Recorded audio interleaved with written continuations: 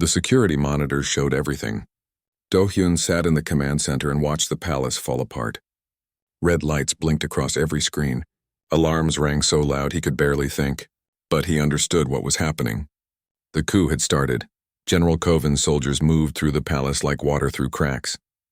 They knew every hallway, every door, every weak point. Of course they did. These were the Empire's own troops, turning against their queen. The attack came from inside, which made it impossible to stop. Do-hyun watched the Queen's Guard on the cameras. These tall, proud Villani warriors in their silver armor had protected the royal family for 3,000 years.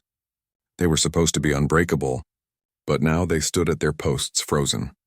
Their heads turned left and right. They looked confused, scared even. Then one by one they left. The captain of the guard was first. He removed his helmet, placed it carefully on the ground, and walked away. His squad watched him go. Then they did the same. Helmets on the ground, weapons placed against walls. They just left their posts and disappeared into the palace shadows. Within 10 minutes, every guard was gone. Do-hyun had been on Valen Prime for 6 weeks. The Empire hired him to review their security systems. He was human, and humans had a reputation for finding problems that others missed. The Villani thought their defenses were perfect. Do-hyun found 43 weaknesses in the first week, but he never expected this. No security system could stop betrayal from inside. A Villani technician ran past the command center door. Do-hyun called out to him, "What is happening? Why are the guards leaving?" The technician stopped. His face was pale blue with fear. "The old emperor is dead. He died 3 months ago. The guards swore their oaths to him, not to the queen. When the oath giver dies, the oath dies too. They have no duty anymore." "That makes no sense," Do-hyun said. "The queen needs them now more than ever." The technician shook his head.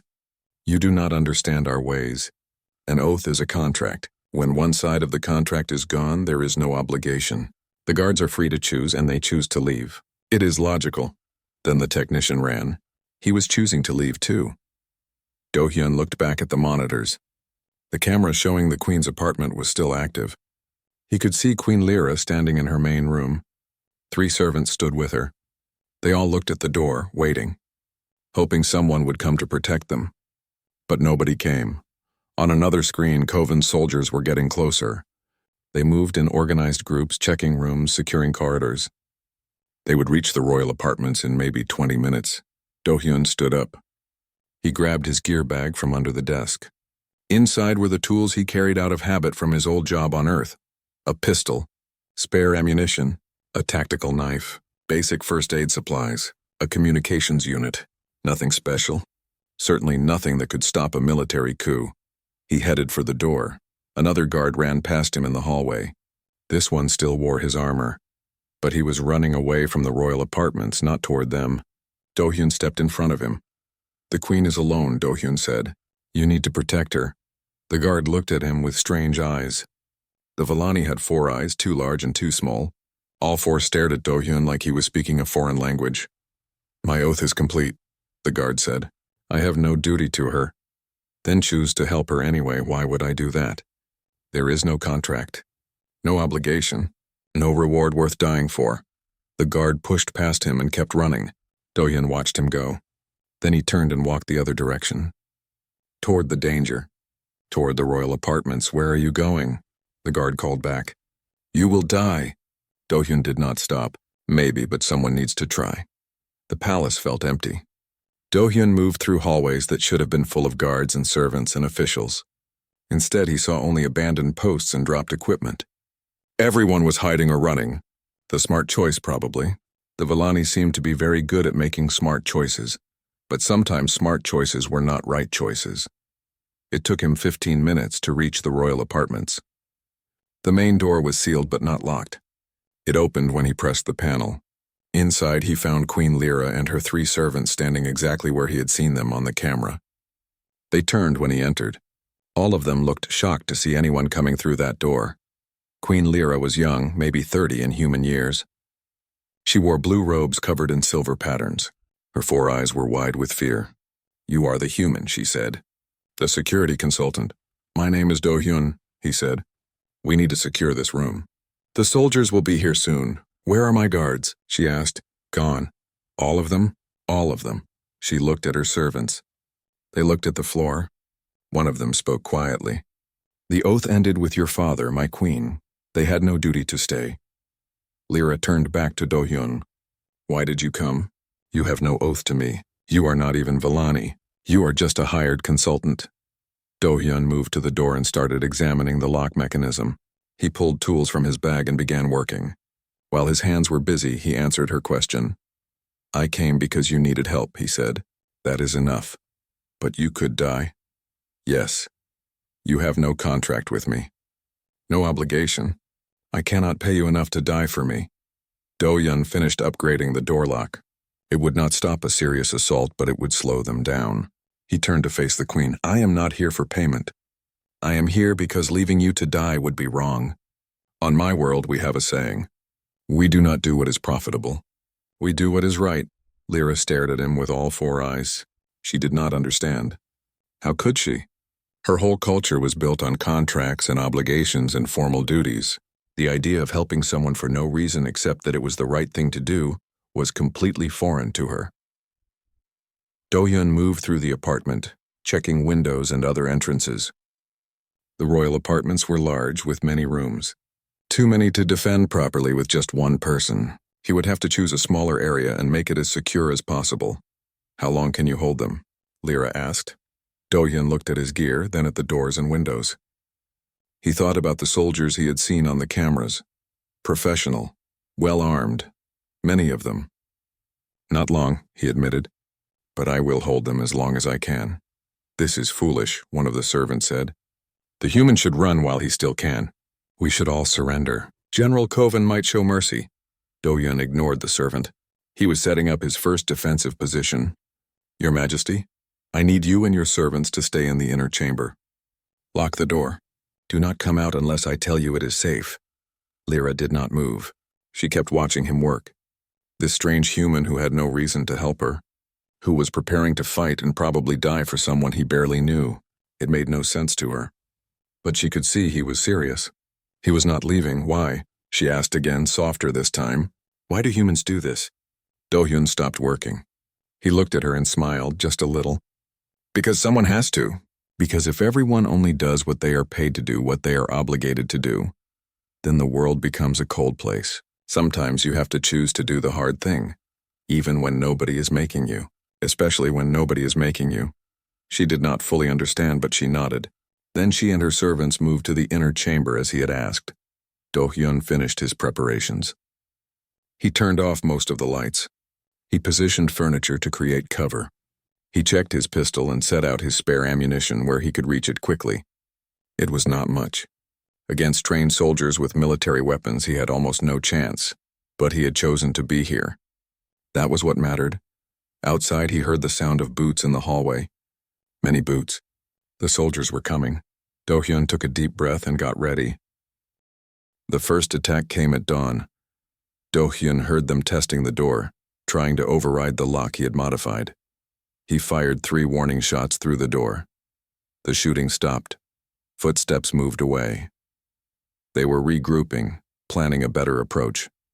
He had maybe an hour before they came back. Queen Lyra emerged from the inner chamber. She looked tired. None of them had slept. The servants stayed behind her, afraid to come out fully. They will return with heavier weapons, she said. That door will not stop them long. I know, Do-hyun said. He was reloading his pistol, checking his ammunition. He had used 3 bullets. That left 21. Not enough. You can still leave, Lyra said. I will tell them you were not here, that you ran with the others. They will not hunt you. Do-hyun looked at her. I am not leaving. Why not? This makes no sense. You owe me nothing. My people abandoned me. Why would a stranger stay? He finished with the pistol and set it down. Then he walked to the window and looked out at the city below. The sun was rising over the crystal towers of the capital. It was beautiful. He wondered if he would see another sunrise. 5 years ago, I had a different job, he said. I protected diplomats on Earth. Important people. One of them was a trade minister. My job was to keep him safe. I took that job seriously. Lyra moved closer, listening. One day there was an attack. Do-hyun continued. My partner stepped in front of the minister. She took the bullet meant for him. She died protecting him. I was so proud of her. She did her duty perfectly. He was quiet for a moment. Then he spoke again, his voice harder. A year later, we learned the truth. That minister was corrupt. He was stealing from the people. He was a criminal. My partner died protecting a bad man. She died because she had to. Because it was her job. Because she was obligated. Do-hyun turned to face Lyra. I quit that job. I swore I would never again protect someone just because I was paid to. If I protect someone now, it is because I choose to, because I believe they deserve it. And you believe I deserve it? Lyra asked. I believe nobody deserves to be abandoned. I believe a good person does not leave someone to die just because they are not paid to help. Your guards left because their oath ended. That is their culture. But it is not mine. I stay because I choose to. Lyra sat down slowly. She was trying to understand, but it was difficult. Everything in her culture was about contracts and obligations. You did things because you had to, or because you got something in return. The idea of doing something hard, something dangerous, just because you felt it was right made no logical sense. What do you want from me? She asked. There must be something. Land, titles, money. I can give you anything if we survive this. I do not want payment. Everyone wants something. I want to be able to look at myself in the mirror, Do-hyun said. I want to know that when it mattered, I did not run away. That is what I want. She shook her head, confused and frustrated. Her whole worldview was breaking down. If people could act without contracts, without obligations, without payment, then what held society together? How could you trust anyone? How could you predict what they would do? Your way seems chaotic, she said. How do you know what anyone will do if they are not bound by contracts? You do not know, Do-hyun admitted. That is why trust matters. That is why character matters. A contract tells you what someone must do, but character tells you what they will do when they have a choice. So humans are unpredictable. Yes, sometimes that is a problem. But sometimes it means we surprise you. Like now. Before Lyra could respond, they heard sounds in the hallway again. More footsteps. Something heavy being dragged. The soldiers were back, and they had brought equipment. Get back in the inner room, Do-hyun said. Now. Lyra and the servants hurried back. Do-hyun took his position behind the furniture he had arranged as cover. He checked his pistol one more time. His hands were steady. Fear was there, certainly. But so was determination. The door exploded inward. Not from a blast, but from a cutting tool. They were slicing through the lock. Smart, quiet, professional. Within seconds, they had created a hole large enough to reach through. A mechanical arm extended, unlocking the door from inside. 3 soldiers entered, weapons raised. They wore full armor and moved like they had done this 1,000 times. Do-hyun waited until they were inside, committed to the room. Then he fired. 2 shots. The first soldier dropped, hit in an exposed joint in his armor. The second soldier dove for cover. The third returned fire. Bullets tore through the furniture near Do-hyun's head. He rolled to a new position and fired again. Another hit. The third soldier retreated through the door. Do-hyun could hear him calling for support. More would come soon. But for now, he had bought a few more minutes. He checked his ammunition. 18 bullets left. He had wounded 2 soldiers, but not killed them. Their armor was too good. He needed to hit specific weak points, and that took skill and luck. Are you hurt? Lyra called from the inner room. No, stay inside. Do-hyun moved to a different position. He pulled a small mirror from his gear and used it to look around the doorframe without exposing himself. He could see soldiers gathering in the hallway. At least 6 now, maybe more behind them. They were organizing for a real assault. This time they would not send just 3 soldiers. They would come in force, with heavy weapons and grenades. And when they did, his small pistol would not be enough. He looked around the room, thinking. He was one human with a pistol and some basic gear. They were professional soldiers with military equipment. The numbers did not work in his favor. The weapons did not work in his favor. Nothing worked in his favor except one thing. They expected him to think like a Villani, to follow standard defensive procedures, to be predictable. But he was human, and humans had a reputation for being unpredictable. Do-hyun began moving through the apartment, gathering materials, cleaning chemicals from the servants' supplies, power cells from decorative lights, wire from behind the wall panels. In 10 minutes, he had built 3 simple but effective surprises for the soldiers. He placed them carefully, making sure Lyra and the servants would be safe from the blasts. When the soldiers came again, they came hard and fast, 8 of them, all firing. They expected to overwhelm him with force, but they walked right into his first trap. The explosion was small, but bright, blinding them temporarily. In that moment of confusion, Do-hyun fired from a completely different position than before. 2 more soldiers went down. The others spread out seeking cover. They were good, well-trained, but they were following standard procedures. Do-hyun triggered his second trap, which filled the room with smoke. Not enough to hurt anyone, but enough to ruin their expensive targeting systems. In the smoke, he moved like a shadow. He knew this room now. Every piece of furniture, every corner. He used that knowledge, firing from unexpected angles, always moving, never where they expected. After 5 minutes of chaos, the soldiers retreated again. Do-hyun counted 4 wounded. None dead probably, but out of the fight. He had held them off again, but his ammunition was almost gone. 7 bullets left, and he could hear more soldiers arriving outside. They were bringing heavier equipment. Next time, they might just blow the whole wall down. Lyra came out of the inner room. She looked at the damaged apartment, at the smoke still clearing, at Do-hyun standing there with his small pistol against an army. "How long can you keep doing this?" she asked. Do-hyun checked his pistol. "Not long. Maybe 1 more assault. Maybe 2 if I am lucky. And then I die. But I will die knowing I chose this, that I did not run, that when someone needed help, I was there. For me, that matters more than survival." Lyra stared at him for a long moment. She was beginning to understand, just a little. This human concept of choosing your own path, even when it led to death. It was still strange to her, still seemed irrational. But watching him fight, watching him refuse to give up or run away, she felt something she had never felt before. Respect, deep, genuine respect for someone who owed her nothing but gave her everything anyway. "I do not understand your way," she said quietly, "but I am grateful for it. And if we die here, I want you to know that. You are the most honorable being I have ever met, Do-hyun, and you are not even bound by honor.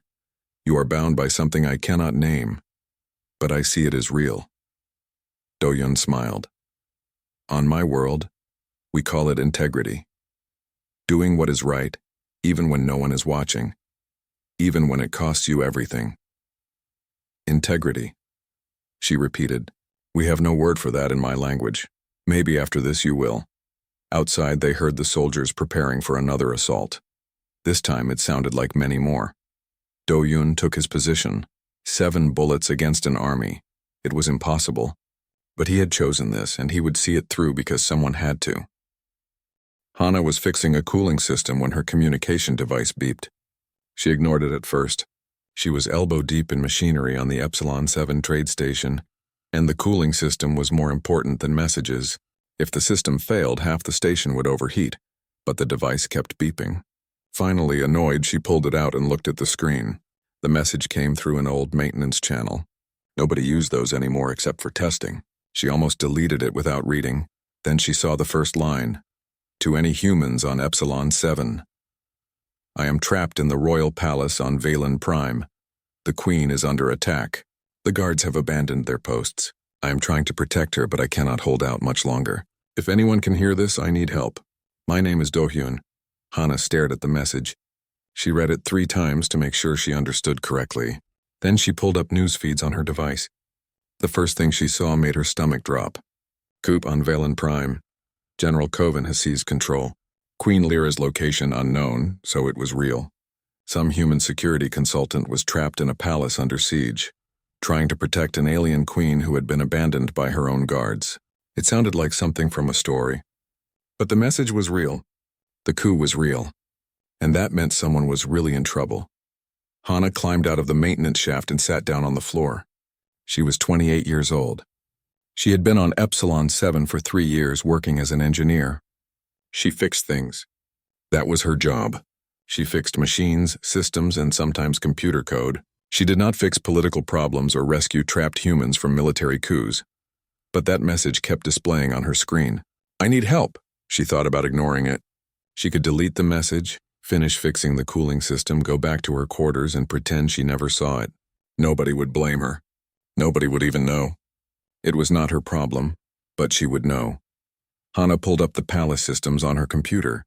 The station had connections to most major buildings on Velan Prime for trade coordination.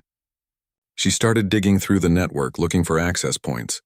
Most were locked down now, probably by coup forces, but she was very good with computers. She knew how to find the cracks. After 20 minutes, she found one, a maintenance subnet that nobody had bothered to secure because it only controlled environmental systems. Temperature, lights, water pressure. Basic stuff. Nothing important for military operations. But Hana understood something about systems that many people did not. Everything was connected. If you controlled the lights, you could create darkness where enemies needed to see. If you controlled the doors, you could trap people in hallways. If you controlled environmental sensors, you could feed false information to security systems. She could help. Maybe, if she was clever enough. And if she was willing to risk everything. Hana sat back and thought about it. She had a good life here. A nice apartment. A decent job. Friends. Stability. If she got caught hacking palace systems during a military coup, she would lose all of that. Probably go to prison. Maybe worse. But somewhere down on that planet, a human she had never met was fighting alone to protect someone. He had no reason to do it. No obligation. No contract. Yet he was doing it anyway, and now he was asking for help. Hana made her decision. She sent a reply through the maintenance channel. Do-hyun, this is Hana. I am an engineer on Epsilon 7. I got your message. I'm going to try to help you.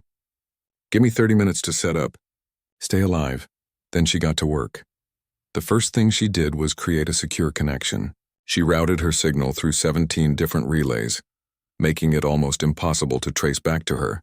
Then she started exploring the palace network, learning its structure, finding the weak points she could exploit. The royal apartments were heavily monitored now.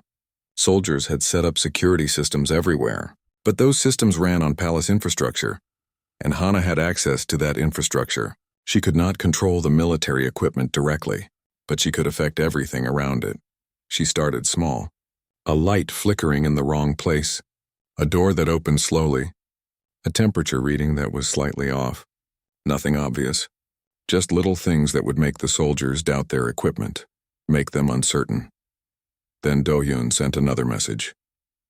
Short. Desperate. They are coming again. Heavy weapons this time. Hana looked at the palace map on her screen. She could see the soldiers gathering outside the royal apartments. She could see their equipment, their positions. And she realized something. She could see it, which meant the palace computer could see it. And if the computer could see it, she could show it to Do-hyun. She hacked into the display system in the royal apartments. Within seconds, she had turned a decorative wall panel into a tactical monitor. Do-hyun would now be able to see what she saw. Enemy positions. Movement patterns, numbers. His reply came fast. Is this you, Hana? Yes, you can see them now. Use it. Thank you. Those 2 words made her feel something she had not expected. Pride. She was helping. From orbit, with nothing but a computer and some technical knowledge, she was actually helping someone survive. She watched on her screens as the soldiers assaulted the apartments again. This time Do-hyun knew where they were. He knew when they were coming. She saw him use that information, saw him position himself perfectly, saw him make every bullet count. But it was not enough. The soldiers had too many advantages. She needed to do more. Hana started working faster, going deeper into the palace systems. She found the environmental controls and began using them as weapons. When soldiers moved through certain corridors, she made the air too hot or too cold. Not enough to hurt them, but enough to make them uncomfortable, distracted. She controlled the lighting, creating shadows in some places and blinding brightness in others. She found the door controls and started playing games with them. Doors that should open did not. Doors that should stay closed suddenly opened. She made the palace itself fight against the soldiers. Best of all, she found the sensor systems. The soldiers relied on sensors to tell them what was happening. She started feeding false information to those sensors, phantom heat signatures, fake motion detections. She made the soldiers see threats that were not there, made them waste time investigating empty rooms. It was working. The assault slowed down. The soldiers became confused, frustrated.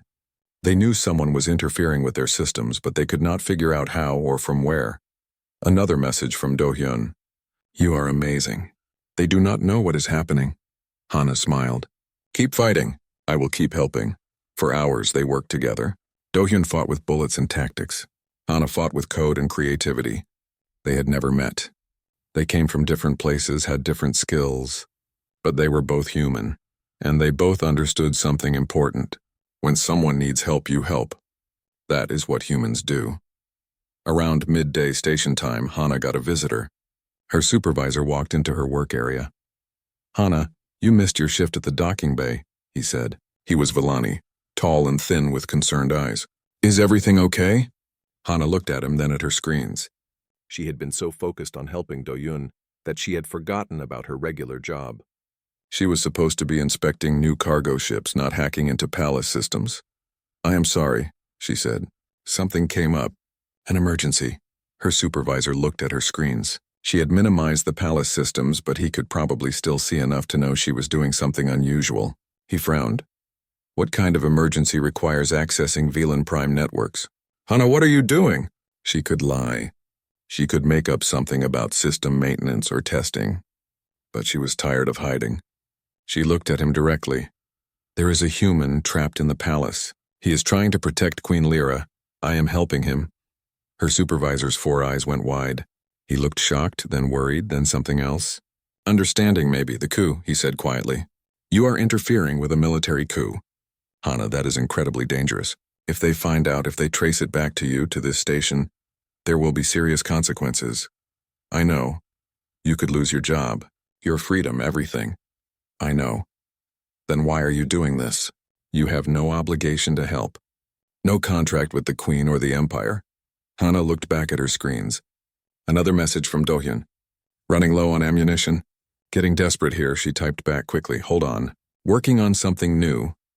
Then she turned to her supervisor and answered his question. I am doing this because a human asked for help. Because someone down there is fighting for what is right, even though he could have run away. Because if I have the ability to help and I choose not to, then I am just as bad as the guards who abandoned the Queen. I am human. We do not walk away when people need us, even when it is dangerous, even when it makes no sense. That is who we are. Her supervisor was quiet for a long moment. Then he nodded slowly. You humans are strange, he said. Your culture is chaotic and unpredictable. But I am beginning to see why the galaxy respects you. You do things that make no logical sense. And somehow that makes you stronger. He looked at her screens again. I will tell the others you are sick today, that you need rest, that will give you time. But Hana, be careful. And if you need help, ask. You might be surprised who else wants to help. He left. Hana stared after him, surprised. Then she smiled and went back to work. Maybe human ideas were more contagious than she thought. For the rest of the day and into the night, Hana F3 days. Do-hyun had held them off for 3 days. With Hana's help from orbit, he had survived assaults that should have killed him. But the situation was getting worse. Food was running low. His ammunition was nearly gone. And outside, the soldiers were gathering for something big. Queen Lyra sat by the window looking out at her city. The crystal towers still sparkled in the sun, but she could see smoke rising from several districts. The coup was spreading. Soon General Kovan would control everything. They are waiting for something, Do-hyun said. He was checking the tactical display Hana had set up. Soldiers everywhere, but they were not attacking. Just watching, waiting. They are waiting for Kovan, Lyra said. He will want to speak with me. To offer terms. What kind of terms? Surrender, abdication, exile. He will promise me safety if I give up my throne. Do-hyun looked at her. She seemed calm. Too calm. And will you accept? He asked. Lyra did not answer right away. One of her servants brought her water. She drank it slowly, thinking. 3 days ago I would have, she said finally. 3 days ago I believed in being practical, in accepting reality, in knowing when you have lost. That is the Villani way. We adapt to power. We accept the stronger force. It is how we have survived for 3,000 years. But now, Do-hyun asked. She looked at him. Now I have watched a human fight for me for 3 days. You had every reason to run, every reason to save yourself. But you stayed. You chose to stay, and I find that I cannot surrender while you are still fighting for me. It would dishonor your choice. Before Do-hyun could respond, a loud voice came from outside the apartment. It was amplified, speaking through the sealed door. Queen Lyra, this is General Kovan. I request permission to speak with you. Lyra and Do-hyun looked at each other. Then she walked to the door. Speak, General, she called back. You know why I am here. This coup is complete. The military supports me. The council supports me. The people will support me once they understand. Your father was a great leader, but you are young and inexperienced. The Empire needs strong leadership. So you betray your oath? Lyra said. You break the chain of command? My oath was to the Empire, not to you. I am doing this for the Empire, and I am offering you generous terms. Accept exile. Leave peacefully. You will have money, safety, freedom. You can live a good life away from politics, away from responsibility. Is that not better than dying in that apartment? Lyra was quiet. Do-hyun could see her struggling. The offer was reasonable. By Villani standards, it was very generous. She could live. She could be free. All she had to do was give up her throne to a general who had already taken it anyway. It was the smart choice, the practical choice, the Villani choice. Finally she spoke. No. Outside the door there was silence. Then Kovan spoke again, and his voice was confused. No? You refuse? Lyra, be reasonable. You have already lost. I am offering you life. Freedom. What more do you want? I want to choose my own path, Lyra said. You are right that I am young. Right that I have much to learn. But I have learned something important these past 3 days. I have learned that sometimes you must fight even when you know you will lose. Because the fight itself matters. Because choosing to resist matters more than the outcome. That is foolish. That is suicide. Perhaps. But it is my choice to make. Not yours. You took my throne, General. You took my guards, my palace, my power. But you cannot take my right to choose how I respond. That is mine alone. Do-hyun felt something warm in his chest. Pride. She was learning. She was understanding. Kovan's voice came back harder now. Angry. This is the human's influence. He has filled your head with irrational ideas, with this stupid concept of fighting lost battles. He has taught me that there is more to life than survival, Lyra said. He has shown me what real loyalty looks like. Not contracts, not obligations, but choice. He chose to protect me when he could have run, and I choose to fight rather than surrender, because some things are worth more than living comfortably in exile. Like what? Like dignity, like integrity, like knowing that when history remembers this moment, it will say that I did not give up without a fight, that I stood for something. There was a long pause. When Kovan spoke again, his voice was cold. You have 12 hours to reconsider. After that, I will take that apartment by force. The human has fought well, but he cannot stop a full assault. You will both die. Think carefully about whether your dignity is worth your life. The voice stopped. They heard footsteps walking away. Lyra turned to Do-hyun. She looked scared but determined. I have doomed us both, she said. I should have accepted his offer. That would have saved you. Do-hyun shook his head. You made the right choice. The choice you could live with. That is what matters. But we will die. Maybe, but we will die on our terms. Free, unbroken. That is worth something. A message appeared on Hana's display. It was from her. Watching from orbit, I heard everything. 12 hours. We can work with that. I have an idea, Do-hyun typed back. What kind of idea? The crazy kind. The kind that might actually work. But I need help. There is a human ship captain in the system. Taeyang. He runs cargo. I think I can convince him to help us. Give me a few hours. Do-hyun looked at the message. Hope. Unexpected hope. He had not felt that in days. Do what you can. "We will be ready." The next few hours were strange. They knew a massive assault was coming. They knew they might die. But they also knew that someone was working to help them. Someone they had never met was taking risks for them. Lyra spent the time talking with her servants. She told them they could leave if they wanted. She would not hold it against them. But they all chose to stay. One by one, they said they would remain with their queen. Not because of duty. Not because of contracts. But because after watching Do-hyun's example, they understood that sometimes you stay even when leaving makes more sense. Do-hyun used the time to prepare what few defenses he had left. 2 bullets remaining. Some improvised traps. His knife, not much, but he would use it all. As the deadline approached, another message from Hana arrived. Taeyang is coming. He is going to do something insane. When you see the palace shake, run. I will open a path for you. Trust me. Do-hyun showed the message to Lyra. Who is Taeyang? She asked. I have no idea, but he is human. And apparently he is coming to help. More humans who owe us nothing, choosing to help anyway. That is what we do. Lyra shook her head in wonder. 3 days ago, she had believed her culture was superior. Contracts were clean.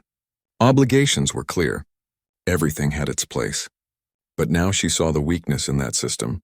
When the contracts ended, loyalty ended. When obligations ceased, so did duty.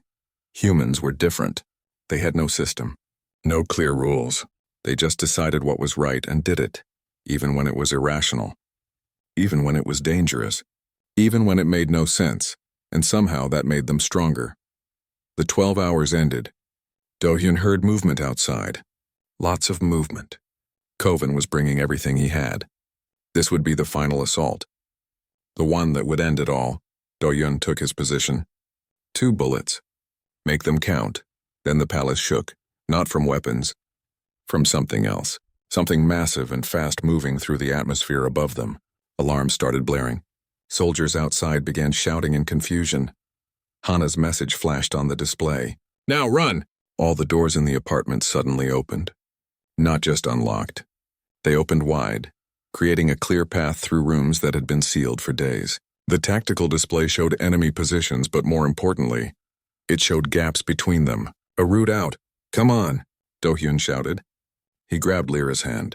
The servants followed. They ran through the open doors, through the apartment, toward their only chance at escape. Behind them, they heard soldiers trying to regroup, trying to understand what was happening. Above them, the palace shook again. Taeyang, whoever he was keeping everyone distracted.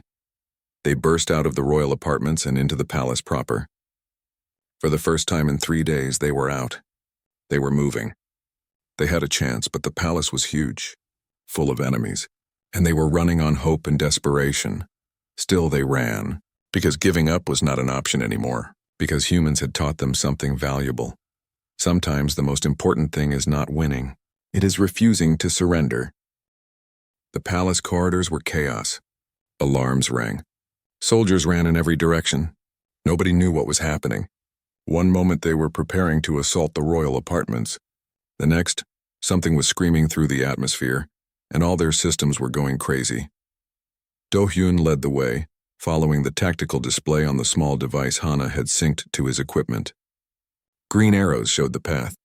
Red dots showed enemy positions. The arrows changed every few seconds as Hana adapted to troop movements. She was controlling this escape from orbit, opening doors, closing others, creating a maze that only they could navigate. They turned a corner and ran straight into 2 soldiers. Both sides were surprised. Do-hyun did not hesitate. His last 2 bullets dropped both men. Then his pistol was empty. He threw it aside and took one of their weapons. Keep moving, he shouted. Behind them, he could hear more soldiers coming. They had seconds, maybe. Lyra was breathing hard. She was not used to running, especially not like this. But she kept up. Her servants struggled more, but fear gave them energy. They all knew what would happen if they were caught. Another shake from above. Closer this time. Whatever Taeyang was doing, it was working. The whole palace security system was focused on the sky, not on internal corridors. They reached a large hall. The tactical display showed it as safe, but Do-hyun did not trust that. He moved carefully, checking corners. The hall was empty. Too empty. Something felt wrong. Wait, he said. Everyone stopped. Then, from the far end of the hall, a door opened. General Koven walked through alone. He was not in armor. He carried no weapon, but his face was cold with anger. "So this is how you choose to die," Kovan said. "Running through my palace like criminals." Do-hyun raised his stolen weapon, but Kovan raised a hand. "I came to talk, not fight. Lower your weapon, human. I respect what you have done. You fought well. Better than I expected. You have earned the right to hear me out." Do-hyun did not lower the weapon, but he did not fire either. "What do you want, Kovan?" Lyra asked. The general looked at her. In his eyes was something almost like sadness. "I want you to understand why I did this. I served your father for 30 years. He was a great leader. But when he died and you took the throne, I saw weakness. Youth without experience. Compassion without strength. The Empire has enemies, Lyra. They will not wait for you to grow into your role." "So you betrayed me," Lyra said. "I saved the Empire. There is a difference. You broke your oath. My oath was to the Empire, not to one person. You Vellani should understand that. We serve the greater good, not individuals," Do-hyun spoke up. His voice was calm but firm. "The greater good. That is what every tyrant says. Every person who breaks their word claims they are doing it for a higher purpose. But what you really did was choose your own judgment over the established order. You decided you knew better. That is not service. That is ambition." Kovan turned his 4 eyes on Do-hyun. "And you are different? You broke all logic to stay and fight for her. You abandoned reason. You chose death over survival. How is that any better? Because I did not betray anyone. I chose my path freely. You broke trust. You violated an oath. Those are not the same thing." "Philosophy," Kovan said with disgust. "Humans and your philosophy." "It changes nothing. I control the palace. I control the military. I control the Empire. You can run, but you cannot escape another massive shake." This time it sounded like something hit the palace itself.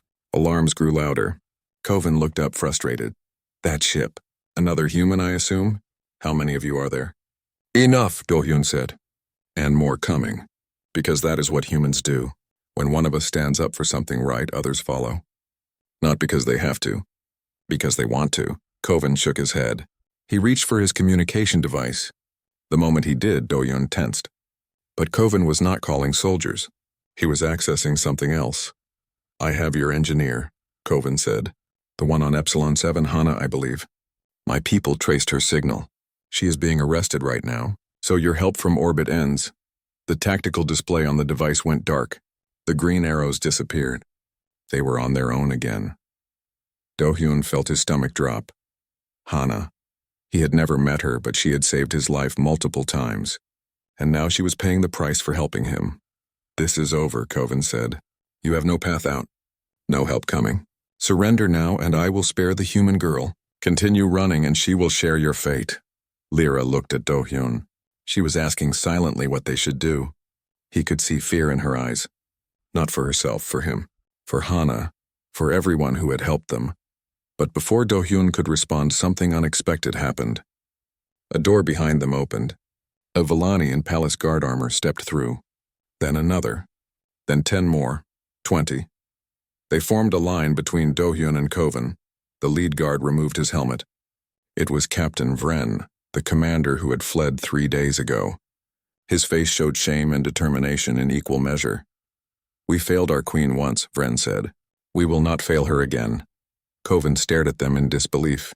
"You have no oath to her. Your duties ended with the Emperor." "Then we choose to serve her anyway," Vren said.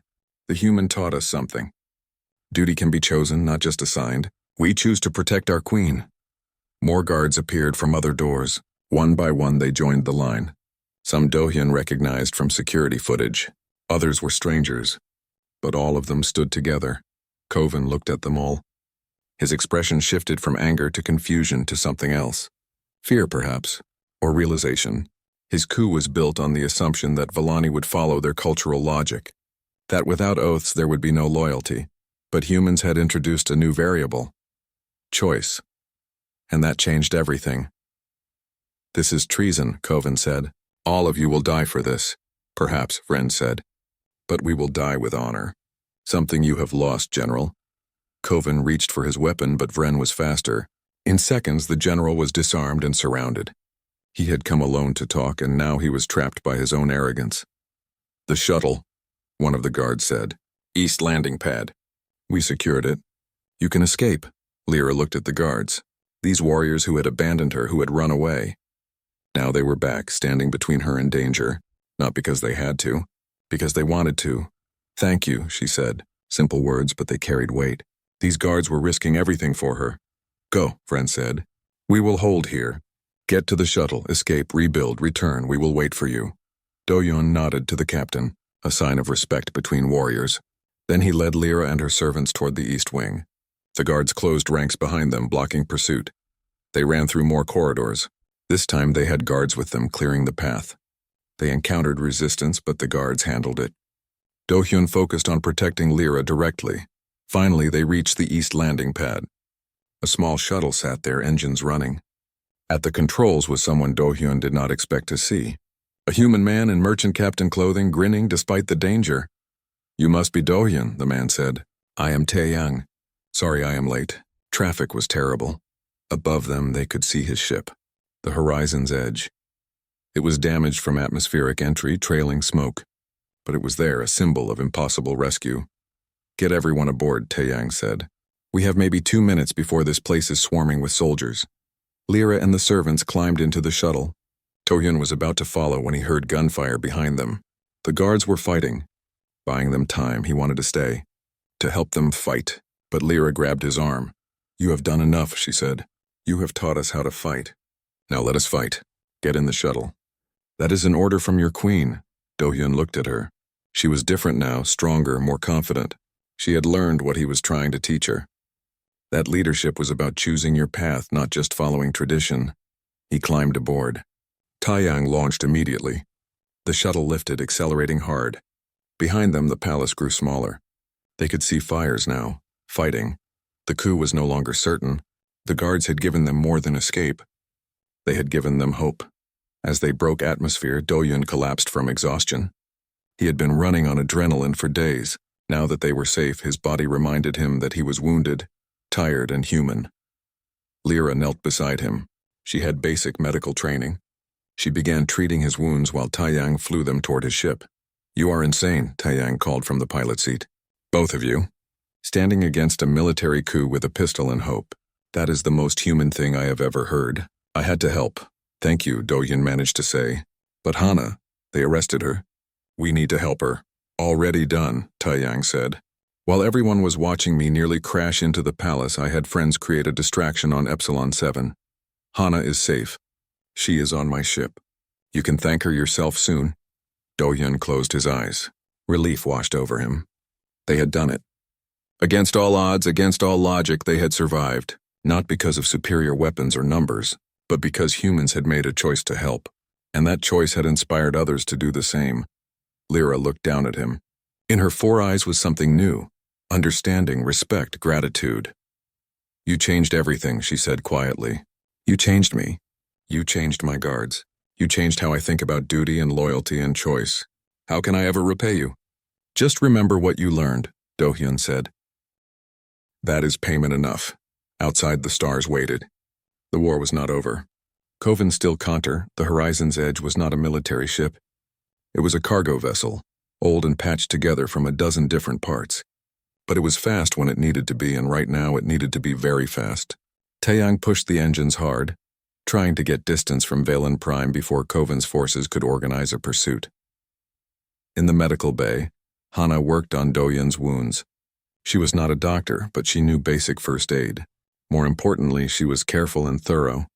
She cleaned cuts, bandaged injuries, and gave him medicine for the pain. You look terrible, Hana said. It was the first thing she said to him. Despite everything, Do-hyun laughed. I feel worse than I look. That is hard to believe. She finished wrapping a bandage around his arm. I watched you fight for 3 days on the security feeds. You should be dead 5 times over. I had help. Thank you, by the way. You saved my life more than once. Hana shrugged, but she looked pleased. She was younger than Do-hyun had imagined. Maybe 28 or 30. She had the focused look of someone who spent most of their time with machines rather than people. You asked for help, she said. I could help, so I did. That is what humans do. Not all humans would have risked what you risked. Maybe. But I think most would have tried. We are weird like that. We see someone in trouble and we want to fix it, even when it is not our problem. Even when it is dangerous. Queen Lyra entered the medical bay. She had changed out of her royal robes into simple traveling clothes that Taeyang had provided. Without all the formal wear, she looked younger, more vulnerable, but also stronger somehow. The past 3 days had changed her. "How is he?" she asked Hana. "He will live. Humans are tough. But he needs rest." "Lots of rest." Lyra sat down beside the medical bed. She looked tired too. Exhausted, really. But there was determination in her eyes. "What happens now?" Do-hyun asked. "Kovan still controls the capital. Most of the military still follows him. Now we rebuild," Lyra said. "We gather allies. We show the Empire that I am still alive, still fighting. The guards who helped us escape have inspired others. Messages are spreading. Some military units are refusing to follow Kovan's orders. Some planetary governors are declaring for me. It is small now, but it is growing. Because you chose to fight," Hana said. "Because you refused to surrender when it would have been easier. That inspires people. Even Villani, apparently," Lyra nodded. She looked at Do-hyun with gratitude. "You taught me that. Before you came, I would have accepted Kovan's offer. I would have gone into exile. It would have been the logical choice. The practical choice. But you showed me that sometimes logic is not enough. Sometimes you must stand on principle even when it is hard." Taeyang's voice came over the ship's communication system. "Everyone to the bridge. We have a problem." They hurried to the bridge. Taeyang pointed at his displays. 3 military ships were on an intercept course. "Kovan had sent pursuit. Can we outrun them?" Lyra asked. "No, they are faster. Better engines. Military grade. We have maybe 20 minutes before they catch us. Can we fight?" Taeyang laughed bitterly. He gestured at his ship. Old, damaged from the atmospheric entry, armed with only basic defensive weapons. "Against 3 military vessels? We would last about 30 seconds. I am a good pilot, but I am not a miracle worker." Everyone was quiet. They had escaped the palace only to be caught in space. There was nowhere to hide out here. Nowhere to run. They were trapped. Then Hana spoke up. "What if we do not run? What if we go toward them?" Everyone looked at her. She was staring at the tactical display, thinking. "Those ships run on standard Villani military software," she said. "I know that software. I have worked on it. It has weaknesses. If I can get close enough, I can hack into their systems, not to control them, but to confuse them, make them think we are somewhere we are not." "How close?" Taeyang asked. "Very close. Within weapons range."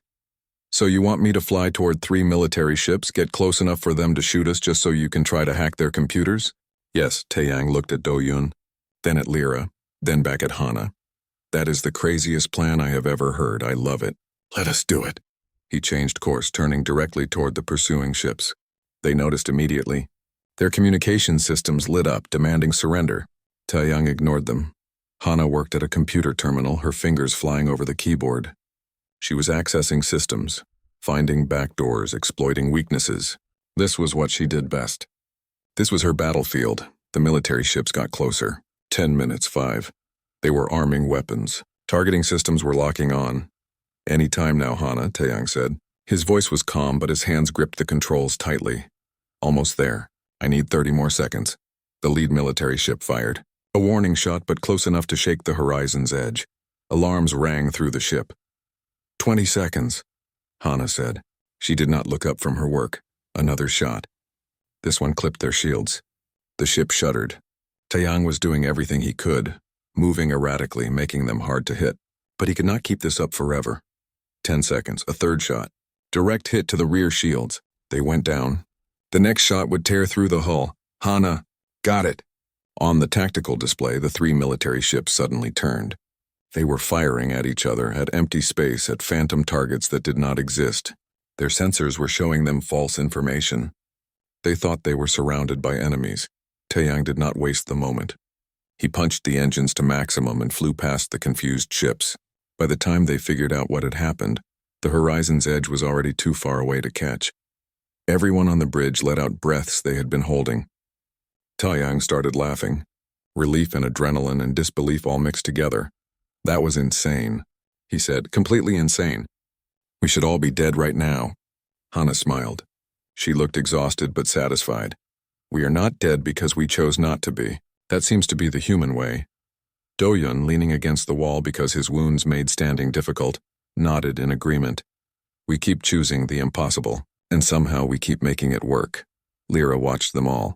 3 humans who had never met before this crisis, who had no connection to her or her empire, who had risked everything to help her. And they had won. Not through superior strength or weapons, but through creativity, courage, and an absolute refusal to give up. She was beginning to understand why the galaxy both feared and respected humanity. They were not the strongest species, not the smartest, not the most advanced, but they had something that no amount of technology could replace. They had will. Pure, stubborn, irrational will. Taeyang set course for the outer system. They needed a place to hide, to plan, to recover. The Empire was still in crisis. Coven still held power. But now there was hope. Now there was resistance. And it had all started because one human chose to stay when everyone else ran. Over the next few days, as they traveled to a safe location, word spread through the galaxy. The Queen of the Villani Empire had survived. She had escaped with help from humans, and she was planning to take back her throne. More importantly, something else was spreading. A new idea foreign to Villani culture but powerful. The idea that you could choose your loyalty. That duty did not have to come from contracts. That sometimes the most powerful commitments were the ones made freely, without obligation or reward. Guards who had fled were returning. Not because they had to, because they wanted to. Governors who had accepted Coven were declaring for Lyra. Military units were refusing orders. A revolution was starting. Not a military one. A philosophical one, and at the center of it all was a simple truth. Humans had shown the Villani something they had forgotten. That free beings fighting for what they believe in are stronger than contracted servants following orders. Do-hyun recovered slowly. His wounds were serious, but Hana took good care of him. Taeyang kept them moving, staying ahead of pursuit, and Lyra began the hard work of rebuilding her power base. One evening, as they sat in the ship's common area, Lyra asked Do-hyun a question. When this is over, when I have my throne back, what will you do? Will you stay? Do-hyun thought about it. He had come to Velan Prime as a consultant. A temporary job. He had no ties here, no obligations. He could leave whenever he wanted. I do not know, he said honestly, but I will stay until you are safe. That much I choose, Lyra smiled. She was learning to understand humans, and she knew that his answer meant more than any contract or oath ever could. Because he was not staying out of duty. He was staying because he wanted to. Because he had chosen her as someone worth protecting. That was worth more than anything. 6 months later, the Villani Empire was still fighting, but now it was a civil war. Coven controlled the capital and much of the military, but Lyra controlled the hearts of the people. More importantly, she controlled an idea. The idea that loyalty could be chosen, not just commanded. That idea spread like fire through the empire. Guards who had fled in shame returned not because their oaths demanded it, but because they chose to serve. Governors declared for Lyra not because they feared her power, but because they believed in her. Soldiers refused orders from Coven because they decided his cause was wrong. It was chaos, but it was also freedom. Do-hyun stood on the bridge of a recaptured military ship, watching displays show the current state of the war. Territory changed hands every day. Some planets stayed loyal to Coven, others declared for Lyra. Many were still deciding his wounds had healed. He was fully recovered now, stronger even than before. He wore the uniform of a Villani royal guard, but with modifications. No oath markings, no formal rank symbols, just a simple patch on his shoulder that said, in human letters, Advisor Queen Lyra entered the bridge. She had changed in these 6 months. She was no longer the sheltered young queen who had cowered in her apartments. She was a leader now, confident, strong, but also compassionate. She had learned from both her people and from humans. Captain Vren reports success, she said. His forces have retaken the military academy. More officers are declaring for us. Do-hyun nodded. Vren, the guard captain who had fled and then returned, was now one of their best commanders. His shame had become his strength. He fought not to fulfill an oath, but to redeem himself. That made him formidable. Good, Do-hyun said. The academy means we can train new officers. Officers who understand your way of leading, not Coven's. Lyra sat down at the strategy table. Maps of the Empire covered it. Red areas for Coven, blue for her. gray for undecided. There was more blue now than there had been a month ago. They were winning, slowly, but winning. I received a message from the council, Lyra said. They want to negotiate. They say the war has gone on too long. They propose a compromise. I keep the throne, but Coven remains as military commander. They believe this will end the fighting. What do you think? Tohyun asked. Lyra was quiet for a moment. 6 months ago she would have accepted immediately. A compromise that ended the war and kept her on the throne. Perfect, logical, practical. But she had learned something from humans. Sometimes compromise is weakness. I think they are afraid, she said. They see our momentum. They know we will win eventually. So they offer this compromise, hoping I will take it. Hoping I will stop before I completely defeat Coven. And will you? No, Coven broke his oath. He tried to kill me. He deserves justice, not compromise. More importantly, if I accept him as military commander, I send a message to the Empire. I tell everyone that betrayal can be forgiven if you are strong enough. That is the wrong message, Dohyun smiled. She really had learned. Some of my advisors think I am being too human, Lyra said, that I am letting emotion override logic. Maybe they are right, but I have seen what human thinking can achieve. You stood alone against an army because you believed it was right. You taught me that some things matter more than practical concerns. Before Dohyun could respond, alarms sounded. Battle alerts. A fleet had just entered the system. A big one. Dohyun pulled up tactical displays. His heart sank. It was Coven, with everything he had. Every ship, every soldier, every weapon. This was the final assault. The general was betting everything on one massive attack. We cannot match those numbers, the ship's captain said. He was Villani, but he had learned to respect human tactics. Even with all our forces, we are outnumbered 3-1. Lyra looked at Dohyun. In her eyes he saw not fear but determination. She had come so far, and she was not going to give up now. What would a human do? She asked. Dohyun studied the displays. The situation was bad, very bad, but he had learned something in his years of security work. When you are outnumbered and outgunned, you do not play by the enemy's rules. You change the game. We do not fight them directly, he said. We make them fight themselves. He explained his plan.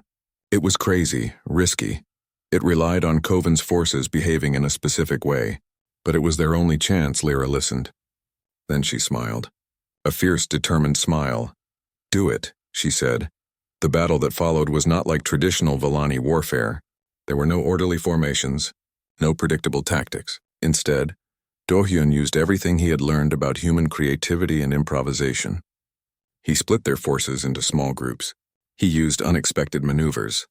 He made Coven's fleet chase them, spread them out, separate them.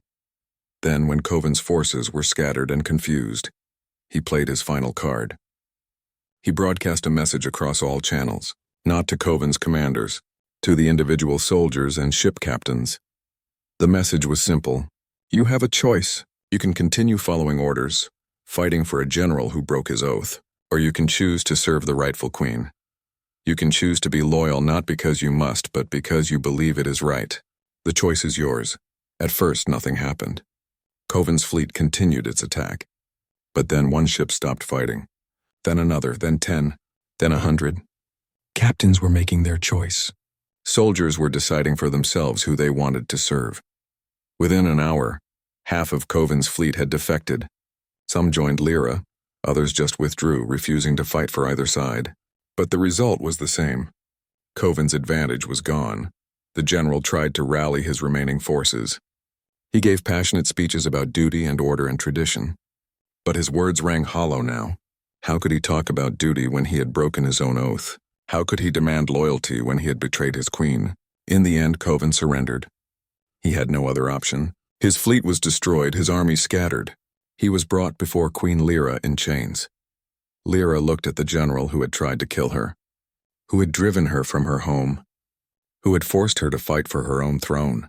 She could have him executed. By Villani law, she had that right. Many of her advisors said she should make an example of him, but she had learned something else from humans. Mercy, Coven, she said. You will be tried for your crimes. You will face justice, but I will not execute you.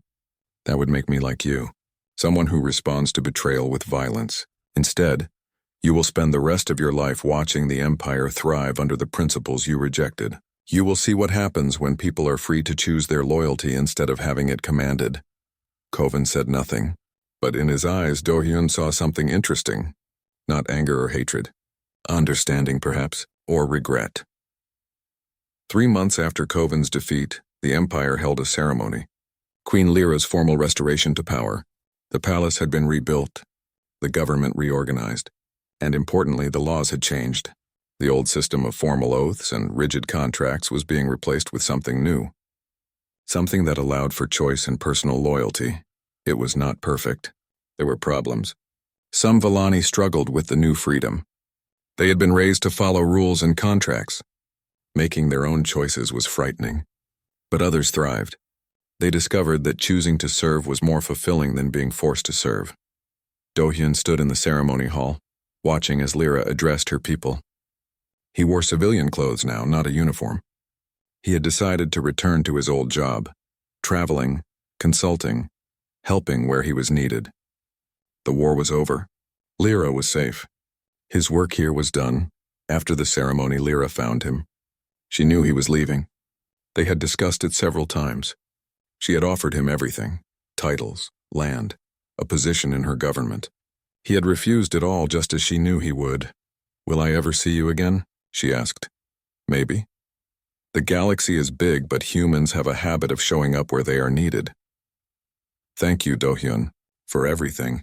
You saved my life, but more than that, you saved my empire. You taught us how to be free." He smiled and shook his head. "I did not teach you freedom. You already had it. I just helped you remember. Every being has the ability to choose their path. Some species just forget that, or they build systems that make them forget. You remembered, that is all." He left the palace that evening. Hana and Taeyang were waiting at the spaceport. They had both stayed during the war, helping in their own ways.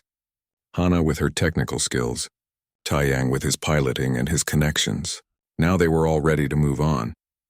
As their ship lifted off, Do-hyun looked down at Valen Prime.